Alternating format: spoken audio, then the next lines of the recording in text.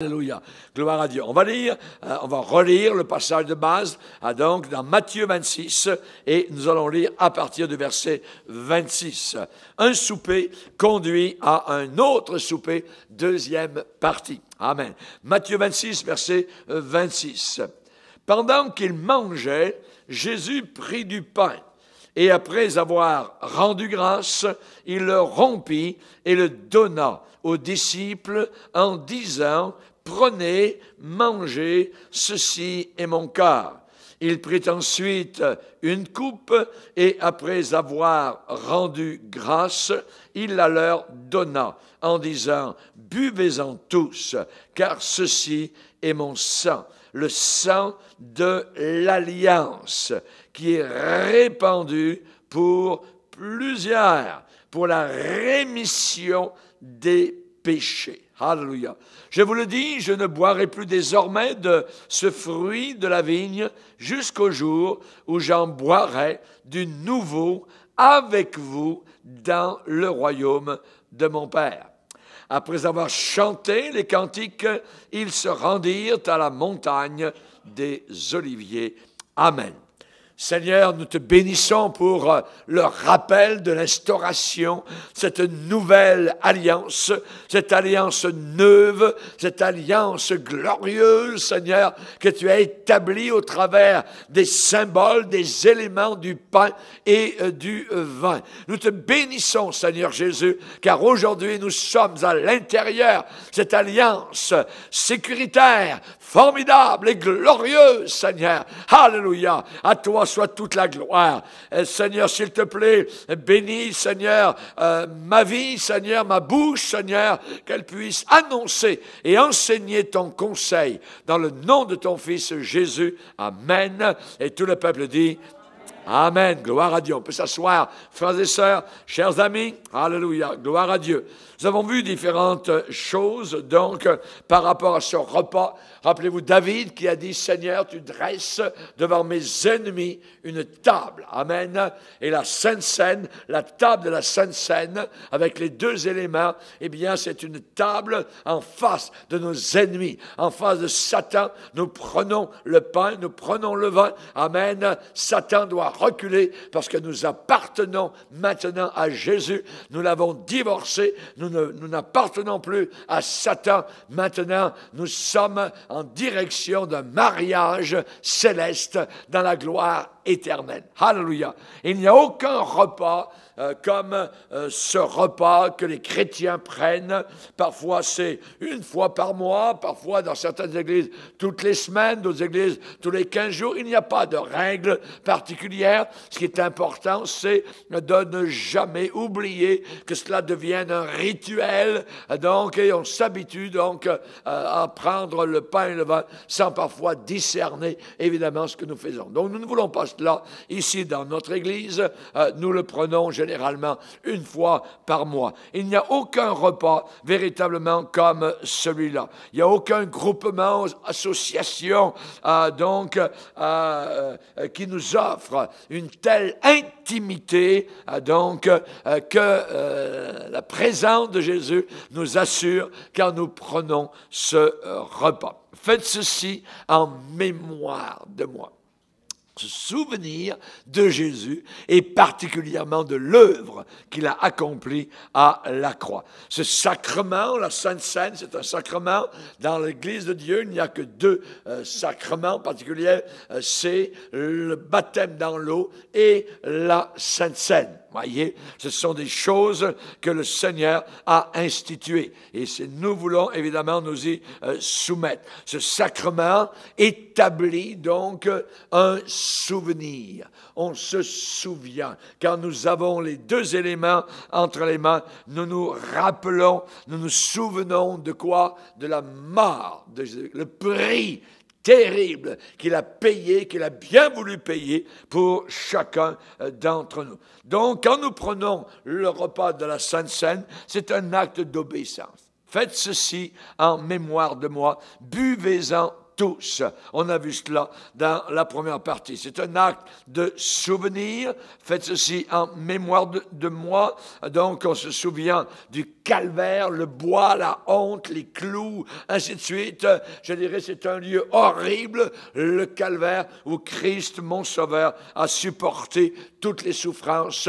Il a épousé toutes les souffrances de la terre. Il connaît toutes choses. Voyez, il est descendu au plus bas pour élever le plus bas et le monter au plus haut. À Dieu soit toute la gloire. Amen. Gloire au Seigneur. Ensuite, nous avons vu que ce n'est pas uniquement donc un acte d'obéissance et un acte de souvenir, mais c'est un témoignage à sa mort. Un témoignage à sa mort. Car toutes les fois que vous mangez ce pain et que vous buvez cette coupe, vous proclamez la mort du Seigneur jusqu'à ce qu'il revienne. Amen.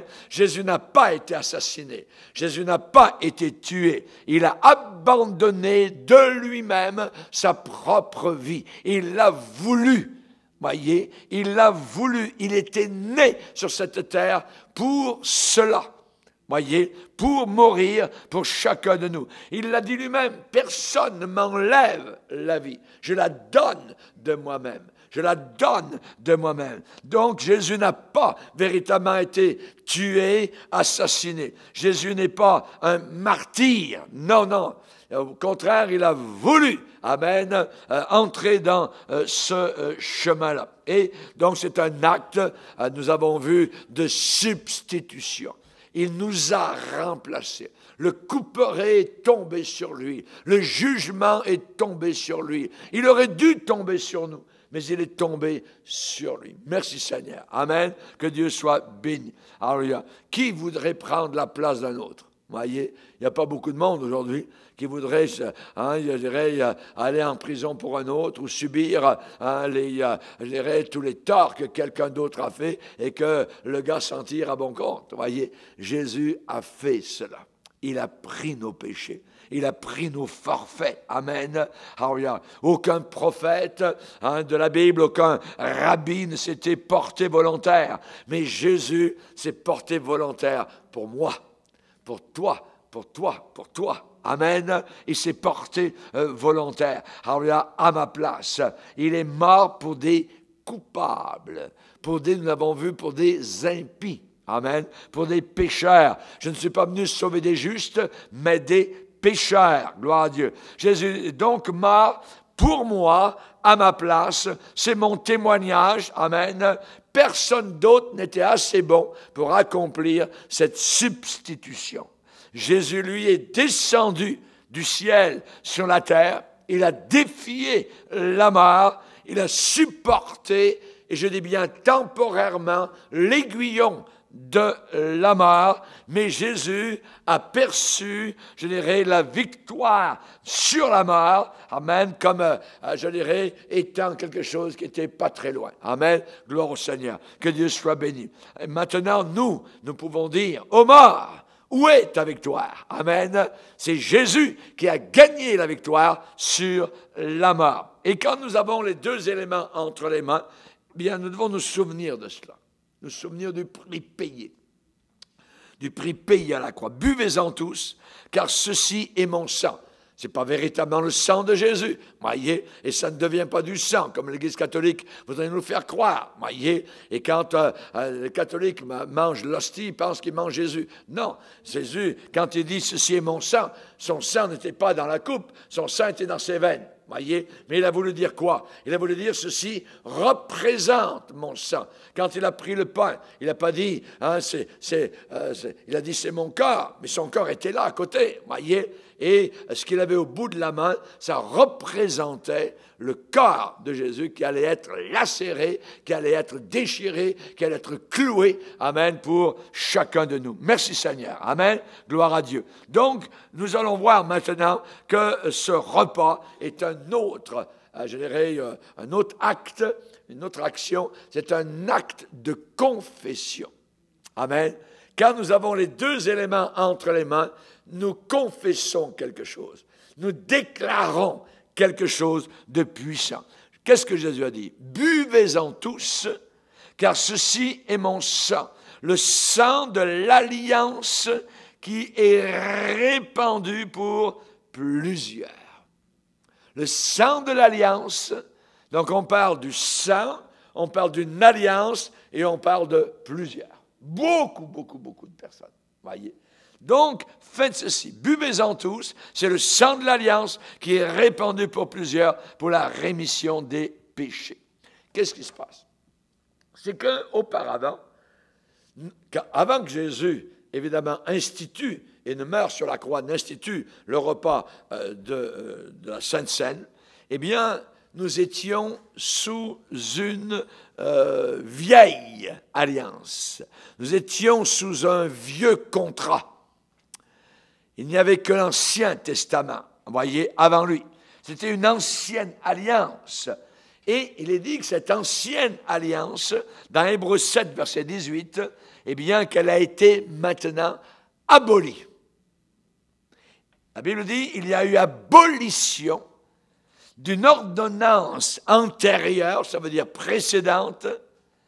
Pourquoi? Parce qu'elle était deux choses, écoutez bien, impuissante, sans force, et inutile. Inutile. Merci Seigneur. De ce que nous n'avons pas à retourner à l'Ancien Testament avec les milliers de commandements à accomplir, tout ça, peut-être j'en ai manqué un, ainsi de suite. Voyez. Cette loi, elle est inutile et elle est impuissante. Pas manger de ceci, pas manger de là. Est-ce que je suis en accord avec Dieu? Est-ce que j'ai fait la bonne chose? Il y avait tellement de commandements. La loi était donnée pour, écoutez bien, nous condamner. La loi nous condamne, c'est impossible à la réaliser.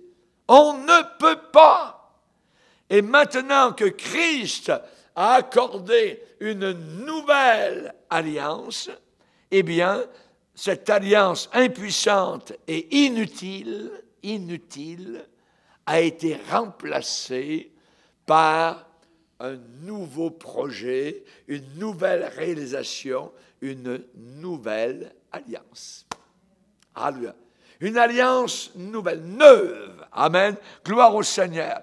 La Bible dit dans Hébreux 7 qu'il y a eu introduction d'une meilleure espérance. Amen. D'une meilleure espérance. Maintenant, dans le Nouveau Testament, nous avons une espérance meilleure. Alléluia. À cause de cette nouvelle alliance. Auparavant, je me trouvais avec un ancien contrat, un vieux contrat, une ancienne alliance. J'étais sous la punition. J'étais condamné. Je ne pouvais pas y arriver. Nous avions les commandements de Dieu, résumons tout l'Ancien Testament, simplement avec le décalogue, avec 10 commandements. Même juste ces 10 commandements, j'ai la bouche fermée devant. Je ne peux pas. Je n'y arrive pas. Tu ne mentiras pas, tu ne voleras pas, tu honoreras ton père et ta mère, tu observeras ceci. Seigneur, je suis condamné, voyez. Le Sinaï me condamne. Tout tremble au Sinaï. C'est les éclairs, c'est la foudre.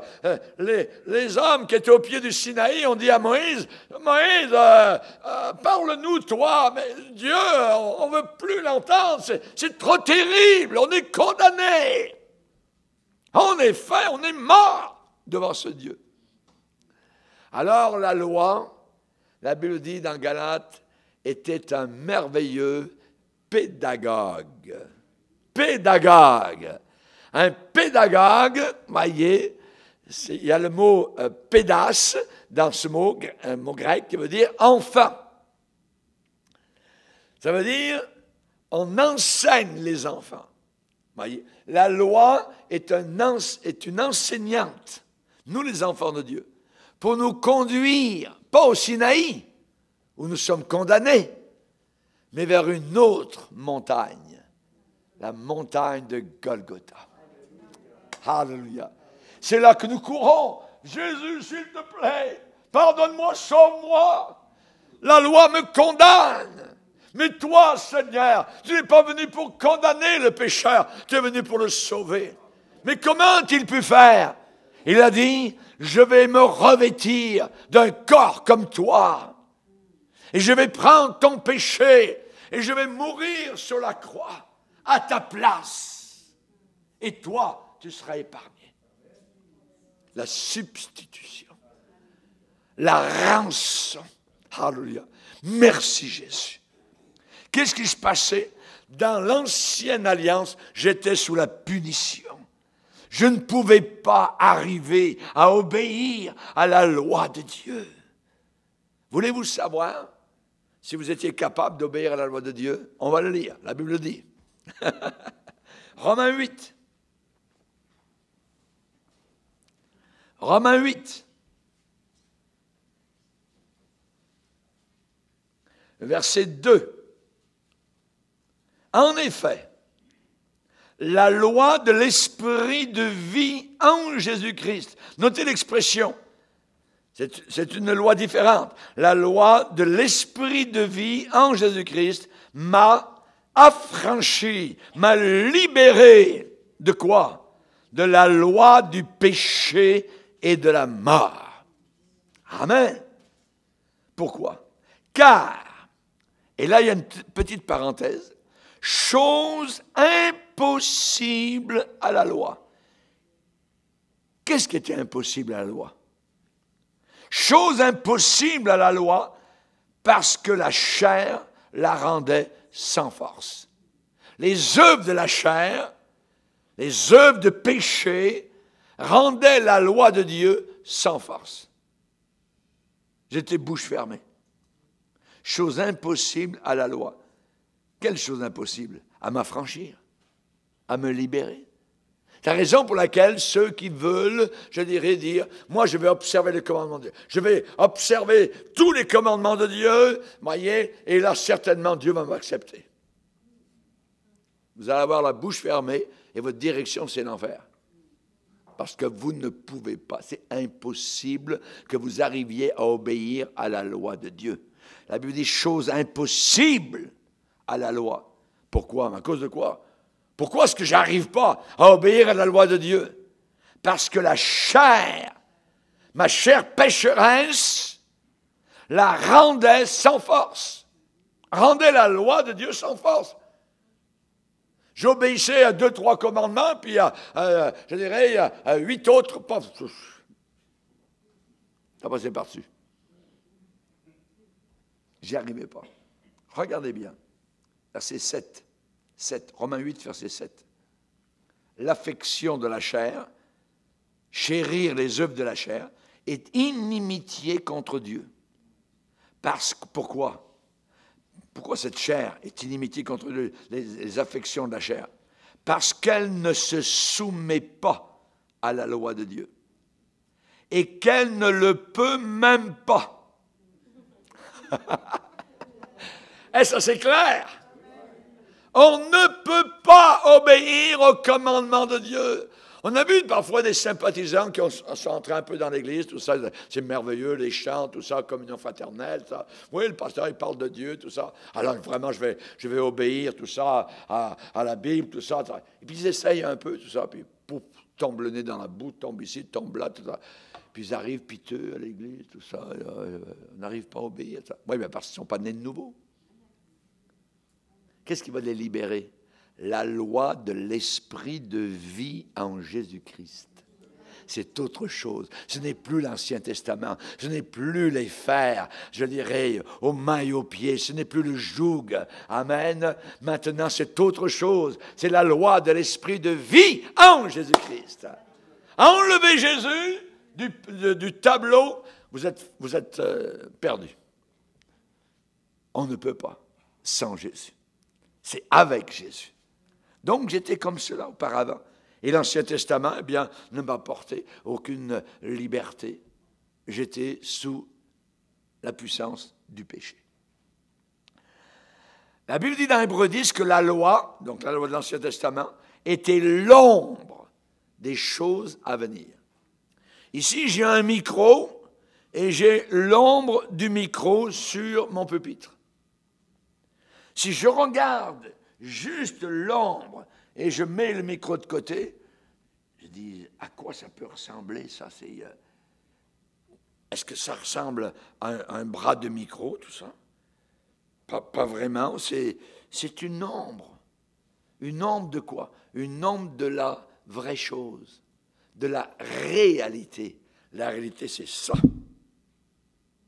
Ça, sur mon pupitre, c'est l'ombre. Et la même chose, l'Ancien Testament, c'est l'ombre. Mais ce n'est pas la réalité. La réalité, elle est en Christ.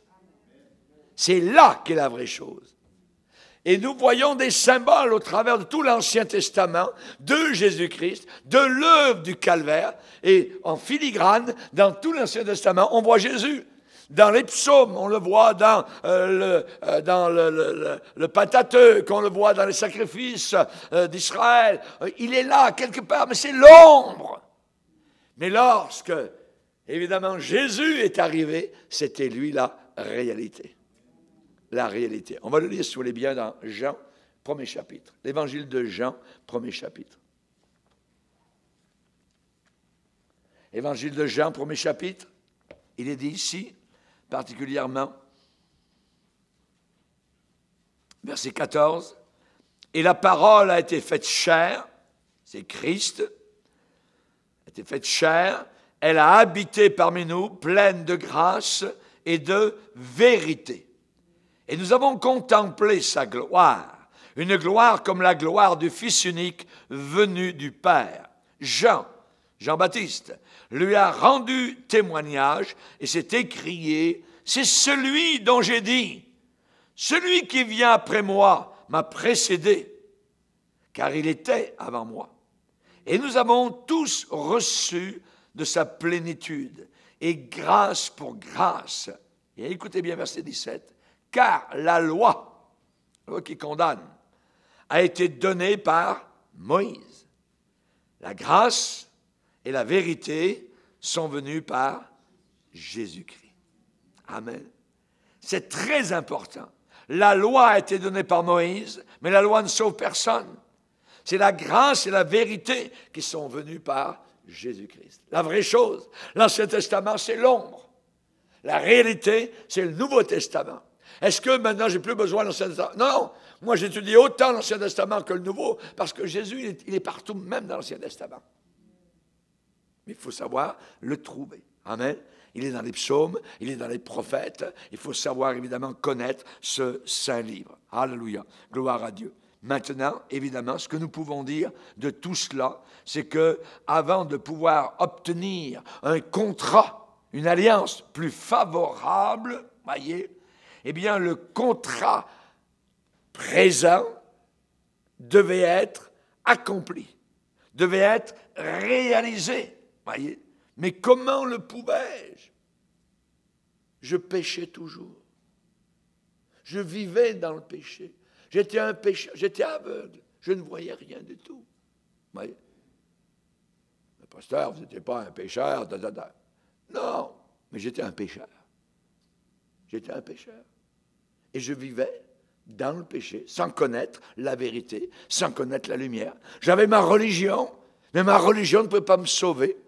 La loi ne pouvait pas me sauver. Les commandements de Dieu étaient incapables d'y obéir à cause de ma chair, qui était rebelle à Dieu. C'était impossible. J'étais en dette. J'avais une dette immense sur ma tête depuis ma naissance. Imaginez tous les péchés que j'avais accumulés. C'était comment je vais m'en sortir. J'étais en dette. Voyez, j'étais en dette. La Bible dit que j'étais en réalité sans force. Sans force. Je n'avais pas la force de suivre le Seigneur. Et avant que tu sois sauvé, tu n'as pas la force. Tu ne l'as pas, cette force-là, de suivre le Seigneur. Alors, évidemment, je ne pouvais pas absorber ma dette, qui était inimaginable, le capital et les intérêts. Mais, ça continuait, c'était astronomique, ça montait tout le temps, voyez. Comment je vais m'en sortir? Je bénis le Seigneur de ce que j'ai pris conscience de cela. Donc, de très bonne heure. Voyez, entre l'âge environ de, je dirais, de 17-18 ans, où je me sentais condamné, mais où je m'en vais, disant, je ne sais pas, j'essaie de bien écouter le curé là-bas, qu'est-ce qu'il dit. De temps en temps, il ouvre une chose appelée la Bible, tout ça, et hop, c'est terminé. Ça.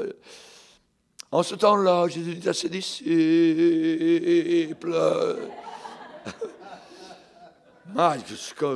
Comment je vais te sauver, tout ça? Seigneur, où aller? Mais qui croire? Que faire? Voyez? J'étais en dette. Je ne pouvais pas absorber, voyez, le capital et les intérêts. J'étais sans force. Mon cœur était désespéré. Désespéré, voyez. Sans personne pour pouvoir m'aider. Raison pour laquelle les gens s'en vont dans telle thérapie ici, telle religion là, peut-être les sectes, peut-être les mormons, peut-être les islamistes, peut-être les bouddhistes, on ne sait pas, on peut aller voir. Voyez, on cherchait, sans trouver. On ressortait de ces lieux, tête basse, on faisait le dos rond, puis là, on allait encore passer une semaine avec la misère, sans force. Où pouvais-je trouver du repos? Mais il y avait l'existence d'un nouveau contrat. Un nouveau contrat. Une nouvelle alliance. Et c'est par ce nouveau contrat que le véritable repos pouvait m'arriver. Alléluia. Gloire à Dieu. Un seul pouvait vraiment satisfaire mes créditeurs et payer ma dette. J'étais dans de grosses dettes qui ne pouvaient pas s'effacer par des œuvres sociales, par des bonnes œuvres. Je vais essayer de payer mon chemin vers le ciel. Peut-être qu'en faisant un pèlerinage quelque part à Lourdes, ou je ne sais pas, trop, peut-être ça va m'aider, ça va m'exempter quelques années au purgatoire, ou peut-être ça va m'éviter l'enfer. Je ne sais pas. Je vais peut-être acheter des médailles. Peut-être que je vais aller repeindre l'appartement de la vieille bonne dame là-bas, et ça va me faire une sorte de capital, donc pour un peu plus passer par le ciel, même si la porte est resserrée, je vais pouvoir mettre le pied peut-être dans la porte et dire au Seigneur, Seigneur, je suis allé faire des bonnes œuvres, tout ça, puis j'ai donné un peu d'argent à l'église, et puis j'ai fait ci, puis j'ai fait ça, tout ça. Ouvre-moi la porte, s'il te plaît, Seigneur.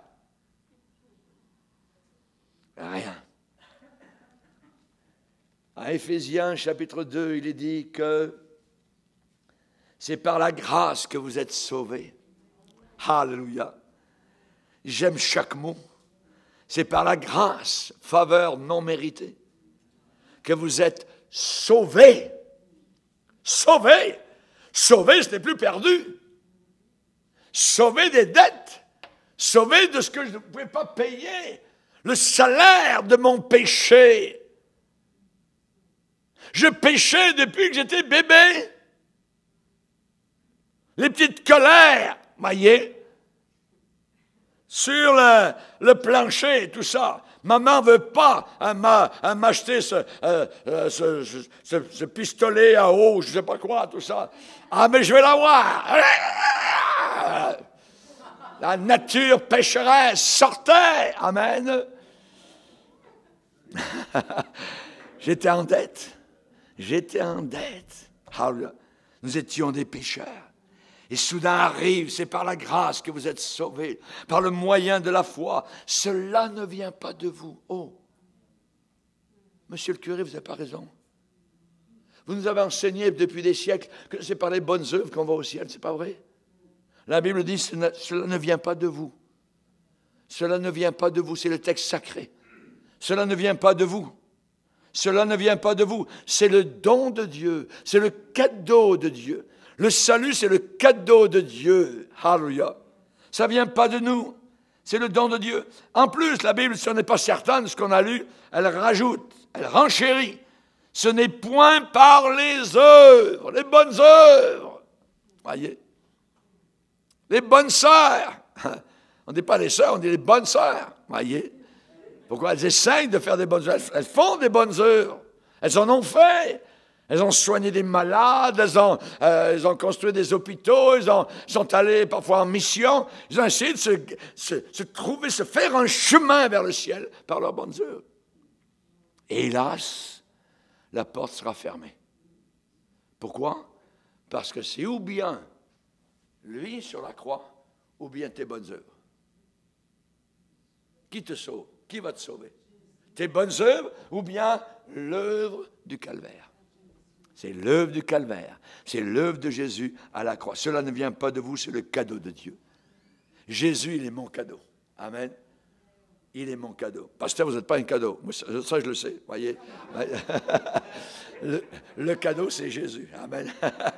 C'est lui le cadeau. Amen. Que Dieu soit glorifié. Alléluia. Chers amis, comment pouvais-je trouver du repos? Simplement dans une nouvelle alliance. Une nouvelle alliance. Amen. Gloire au Seigneur. Il faut bien plus que les bonnes manières. Il faut bien plus que la bonne éducation. Il faut bien plus que l'instruction. Il faut bien plus. Il faut quoi? Sa mort. C'est sa mort qui balaye ma dette. Soudain, vous vous sentez léger. Il n'y a plus le fardeau. Vous avez déjà eu parfois des dettes? Vous deviez quelque chose à quelqu'un, puis la personne vous dit « laisse tomber ». Ouais, vous vous sentez tout léger. Vous voyez, c'est la même chose. Notre dette envers Jésus était terrible. Et le Seigneur a payé. Merci Seigneur. L'éducation, les bonnes manières, l'instruction ne feront pas le travail. Rien. C'est pas ça. Non, non, non. C'est sa mort. Amen. Et en plus, imaginez, non seulement il a payé mes dettes, mais il m'a ouvert à son compte une marge de crédit illimitée.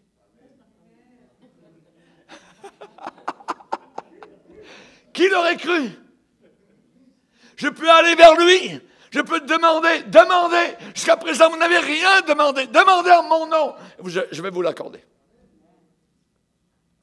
Une marge de crédit, imaginez, sans limite. Qu'est-ce que nous faisons? Nous élevons notre coupe à cela. Amen. C'est un toast à la victoire. Que ferai-je? J'élèverai la coupe des délivrances. Je suis délivré. Je suis heureux. Amen. Et maintenant, je peux aller à la banque du ciel, alléluia, et dire, Seigneur, j'ai besoin de cela. J'ai besoin de ta grâce. Je ne suis pas en train de vous prêcher l'évangile de prospérité. Je suis en train de vous prêcher la réalité.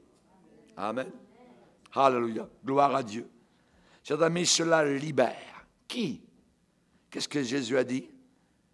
Ce sang de l'alliance est répandu pour plusieurs, pour la rémission des péchés. Et c'est cela qui libère l'Africain et l'Asiatique. C'est cela qui libère l'Américain et l'Australien et le Canadien et le Roumain et le Haïtien et l'Italien. C'est ça qui libère le Français ou l'Anglais. C'est garanti dans mon salut. C'est un package deal. Amen. Que Christ a accompli à la croix du Calvaire, pour plusieurs. Jean a vu le résultat. Il dit, Jean vit venir du nord, du sud. C'était une foule nombreuse qu'on ne pouvait pas compter, de toute nation, de toute race. Ils avaient été lavés par le sang de l'agneau. Alléluia, alléluia, alléluia, merci Seigneur. Le sang de l'alliance répandu pour plusieurs. On va aller plus loin. Ce repas que nous prenons, c'est un acte de communion. Il y a commune union. Amen. Paul va parler de la coupe de bénédiction et il va parler du pain que nous rompons.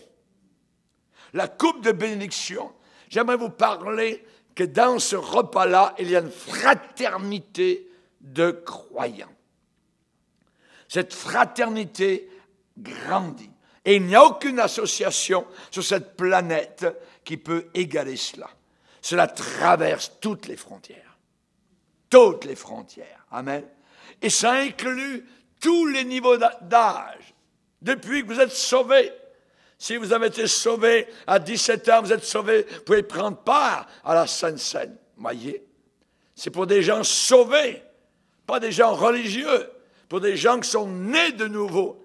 Et même si vous avez 70 ans, c'est pour vous. Donc ça, c'est pour tout niveau donc d'âge. C'est pour toutes les couleurs de peau. Les jaunes, les rouges, les blancs, les moins blancs, les caramels, tout ce que vous voulez. Toutes les couleurs sont comprises. Il n'y a plus ni homme ni femme, alléluia, en Jésus-Christ. Nous sommes devenus un corps, amen. Cette coupe et ce pain nous rassemblent dans un corps, dans une famille merveilleuse. Amen. Gloire au Seigneur. Et cela, évidemment, compte aussi des gens riches, des gens pauvres, des gens de différentes langues, des gens de différents continents. Il n'y a plus de barrières. Amen. Quand je prêche l'Évangile en Europe, avec les frères que je rencontre, aucune barrière. Quand je vais en Afrique, aucune barrière. Quand je vais sur le côté asiatique, il n'y a aucune barrière. C'est merveilleux, amen, de l'Évangile traverse, amen, transcende toutes les couches de société. Et cela rassemble en son sein différents corps de métier. Vous avez des gens qui sont au bas de l'échelle sociale et des gens qui sont en haut de l'échelle sociale. Parmi notre famille, nous avons des gens dans le gouvernement. Amen. Nous avons des gens qui sont des charpentiers, nous avons des gens qui sont des infirmières, des docteurs, on a des gens qui sont ouvriers, des gens qui sont simplement à la maison, s'occupant de leurs enfants. Il y a toutes sortes de monde dans ce corps, évidemment, donc de Jésus-Christ. Toutes sortes de professions. Alléluia. Et j'aimerais vous dire, évidemment, aussi que cette communion, elle a servi dans chaque siècle de l'histoire humaine. Nous sommes entrés dans le 21e siècle. Amen. Ça fait longtemps. On n'a pas à réinventer les choses. On n'a pas à revisiter l'Église. On n'a pas à revoir, à peut-être moderniser la parole de Dieu. Jamais de la vie, jamais de la vie. Ça a été institué une fois pour toutes et nous devons garder cela jusqu'à la fin. Cette communion garantit, je dirais, notre force à chaque minute. Alléluia. Nous faisons partie d'une véritable famille. Amen. Gloire au Seigneur. Que Dieu soit béni. Et c'est un homme de la race de David, appelé Jésus-Christ, qui en est le responsable. Alléluia. Pas le pape, Jésus-Christ. Alléluia. Gloire au Seigneur. Vous savez, les Allemands ont combattu les Français, mais ensemble, les deux peuvent être à genoux devant ce nom merveilleux de Jésus. Alléluia. Les Irlandais ont résisté aux Anglais d'Angleterre, mais il y a des gens qui servent le même nom, Jésus-Christ, autant en Irlande qu'en Angleterre. Alléluia. Chers amis, c'est le lien le plus fort connu de l'histoire de l'humanité. Et éventuellement, à la fin, tout genou fléchira. Tout genou fléchira devant ce Sauveur. Tous les genoux. Ton genou va fléchir, va courber, ta rotule va tourner pour fléchir devant ce Sauveur merveilleux. Aujourd'hui, Jésus, moi je ne le reconnais pas, c'est juste un prophète, tout ça, puis Dieu n'a pas de fils, tout ça. On connaît ces histoires, mais tous ces gens-là vont fléchir les genoux devant Jésus-Christ. Amen. Gloire au Seigneur. La garantie, eh bien, c'est, je dirais, plus simple, plus disponible, plus facile que n'importe quelle garantie sur terre. Quelle est cette garantie? Elle est visible. On peut la voir. Un petit bout de pain et une petite coupe. C'est cela, la garantie de mon éternité. C'est un signe. Faites ceci en mémoire de moi.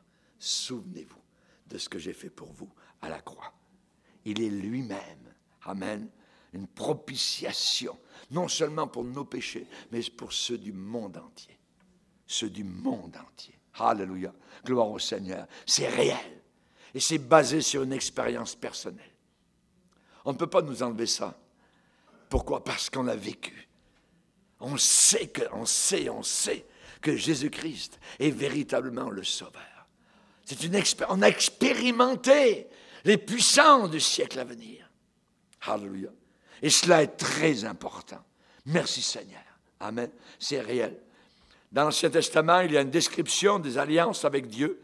Il a dit une alliance éternelle, en tout point bien réglée. En tout point bien réglée. Vous avez déjà lu des assurances, des compagnies d'assurance? Voyez, il y a ce qu'il faut lire visiblement, puis il y a ce qu'il faut lire avec une loupe. Voyez, les exclusions, les inclusions, tout ça. Puis, tout va très bien quand vous payez, mais quand il vous arrive un pépin ou un problème, et là, vous leur téléphonez. Oh oui, mais dans le contrat, c'était pas inclus, tout ça. Puis ça, voyez, il y a toutes sortes, évidemment, donc, de traquenards dans ce domaine-là, des alliances. Voyez, évidemment, nous, l'alliance avec le Seigneur, il est dit qu'elle est en tout point bien réglée et en plus, la Bible dit, je cite la Bible, offrant pleine sécurité. Merci Seigneur. L'alliance dans laquelle nous sommes offre une pleine sécurité. Amen. Si vous arrive un pépin, vous téléphonez. Amen. Jérémie 33.3, c'est le numéro de téléphone. Amen. C'est le numéro de téléphone pour le ciel. On va le lire, le relire. Je vous donne le numéro. Jérémie 33.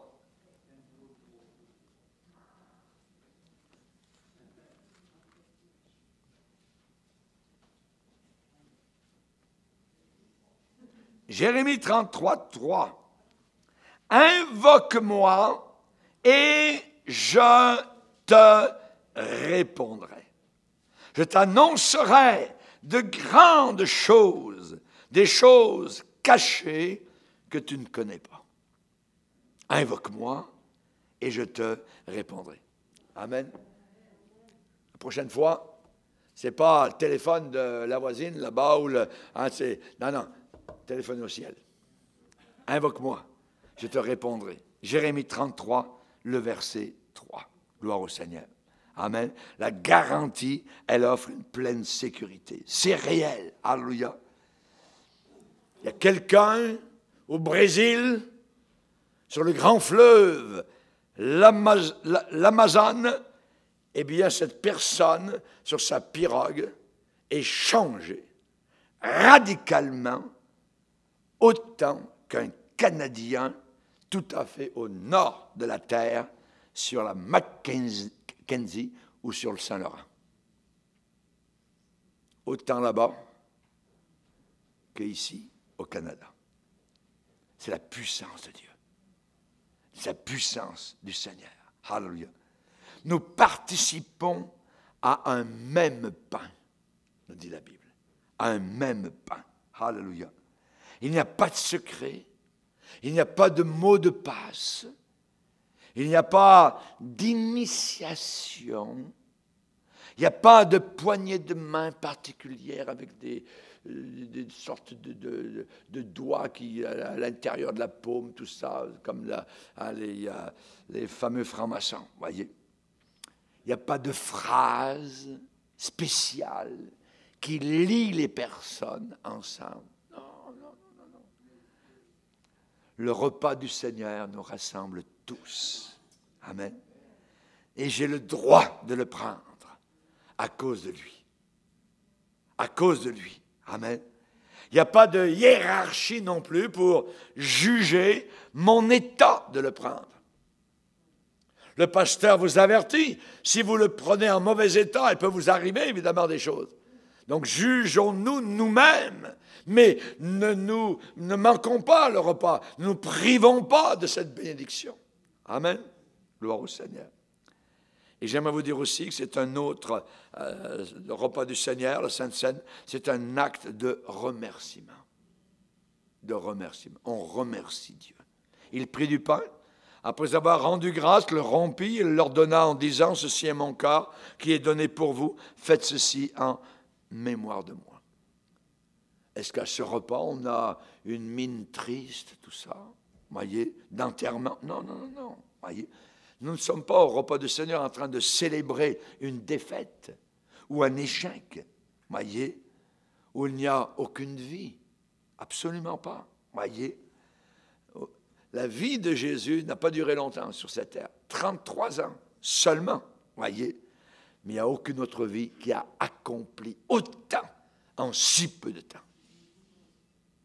Alléluia. Jésus-Christ.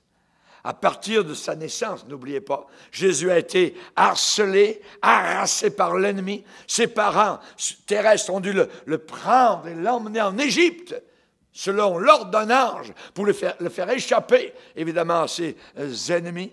Il a été tenté par des offres à vous faire tourner la tête, voyez, des offres mirobolantes que le royaume des ténèbres lui a proposées. Pourquoi? Pour le détourner de la volonté de son Père. Il a été entouré par des hommes ignorants, sans aucune connaissance. On a essayé plusieurs fois de lui enlever la vie. Sa famille, à un moment donné, s'est retirée. Ils ont dit, il est insensé. Des hommes de loi l'ont passé au peigne fin, de long en large, mais cependant, il était vainqueur. À chaque pas du chemin. La Bible dit dans Ésaïe 50 qu'il a rendu son visage semblable à un caillou. Il a rendu son visage semblable à un caillou, comme l'eau des torrents qui passe sur les cailloux. Quand il a rompu le pain, quand il a élevé la coupe devant ses disciples, ce fut un moment de victoire suprême. Inégalé dans toutes les annales de l'histoire de l'humanité. Ça a été mission réalisée, mission accomplie. L'ennemi avait été identifié, les complots de l'enfer qui avaient été planifiés soigneusement ont été totalement mis à jour, révélés et exposés en plein jour. Tous les essais de subversion de l'enfer ont tous échoué. Tous, voyez, les chaînes de l'humanité allaient être cassées, brisées. Il était venu pour ça.